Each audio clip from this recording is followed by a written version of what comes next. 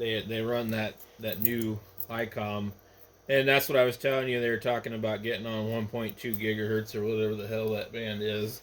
But it seems like they're always talking about it on 2 meters, but they never actually get on there. Yeah, they're building up to it. KG7HVR. Yeah, I guess it starts at 1240 megahertz and goes up to 1300. And I don't know what the power restriction is. I'm looking at the chart here. And I guess it depends on what your license is. Let's see. I got some weird deal here. It says 1270 to 1295, but then it shows the same thing for 1240. Anyway, so the guys get on there on 2 meter sideband, and it's like they don't really want to be on there. They're just doing it because they're part of the club or something, but they're not trying to bring anybody new in.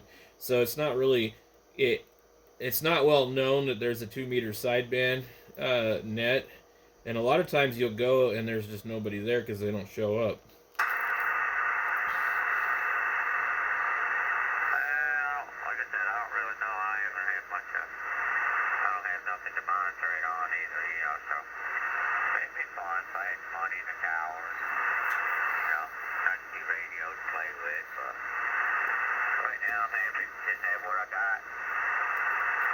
Oh yeah, well, you'd have a hard time hearing it over the mountain, I think. Furthest check-in I think I've heard from that deal, was about over by Mayor. Yeah, I'm sure I would have a hard time. But so the 2 meter sideband, it can go really far if the band is good, or if you get your antenna up really high and you're using a beam. But so these local guys here, I mean, they're all on vertical antennas, and so they're not going to go real far. But if you put the beam up there and go point it somewhere, I mean, you have the 2 meter net of the guy in Tucson that runs Legal Limit, and they hear him all the way up here sometimes.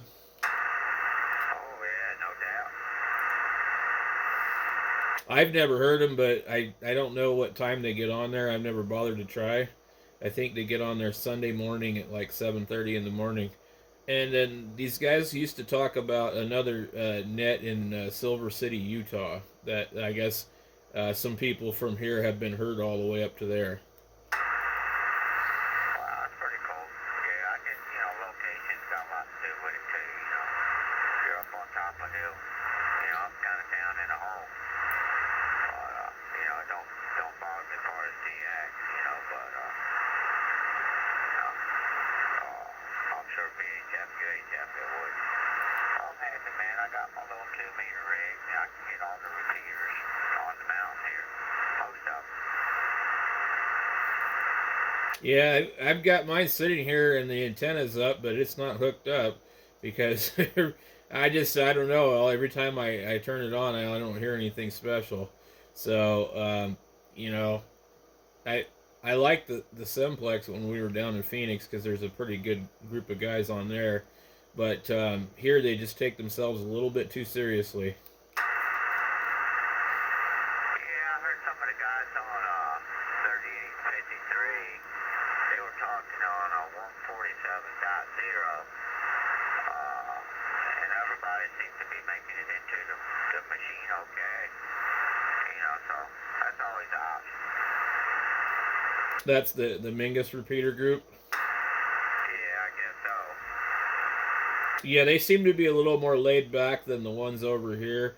The ones over here are the ones that do all the Aries races crap, and they get all excited about it, and they do some other stuff, and they're just real uppity.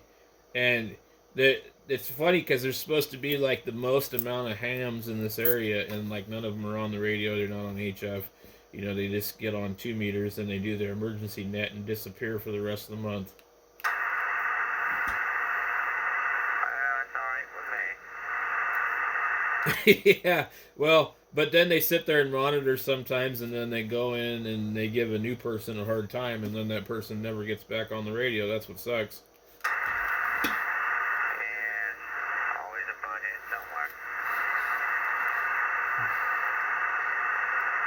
But anyway, you know the rim link one, the one that Lee uses, I think that one's pretty active.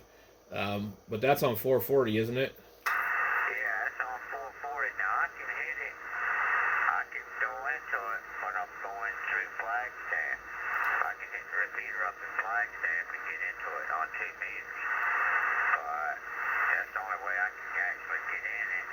But I can monitor it on UHF. You know, I just can't transmit. Oh, okay. I don't think they have one on Mingus, do they? It is the Flagstaff one.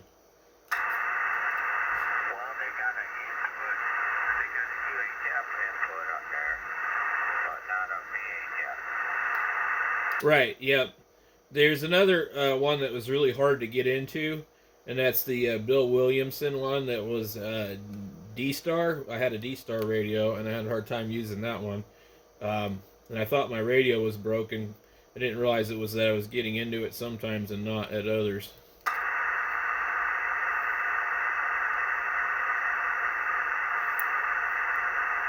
Yeah, if I had an actual dual band radio, you know, to transmit it on UHF, I'd be good to go.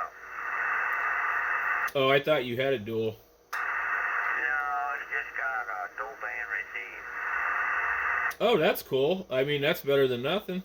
Oh yeah, yeah, you know. But I can key up on